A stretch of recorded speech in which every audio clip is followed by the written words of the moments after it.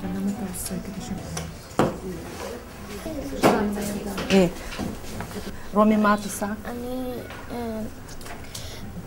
שמה את המספרים המתאימים בישר המספרים על המקום? על המקום המתאים, נכון? כן. תרגיל שיש חולצות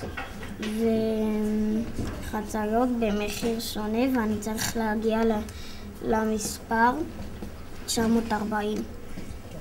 אתה מתאים בגדים לבובה, כן? לילדה.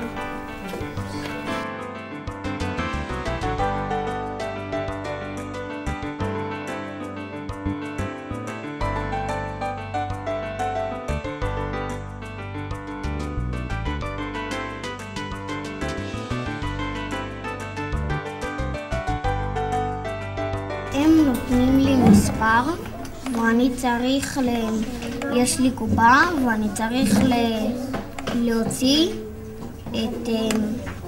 את הסכום שהם רוצים מהקופה. בשביל מה הם רוצים? כדי לשלם דברים. אוקיי.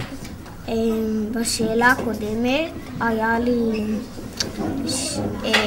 אני הייתי צריך להגיע לסכום של 240, היה לי שטרות של 10,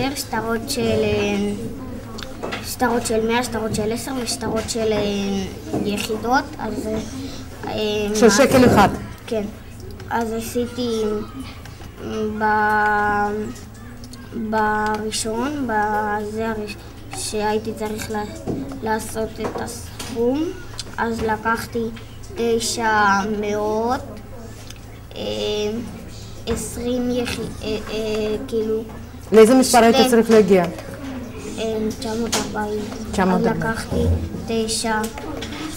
900, לקחתי 2 עשרות ולקחתי בעוד, אז לקחתי גם 20 יחידות. מעולה, כל הכבוד, נכון מאוד.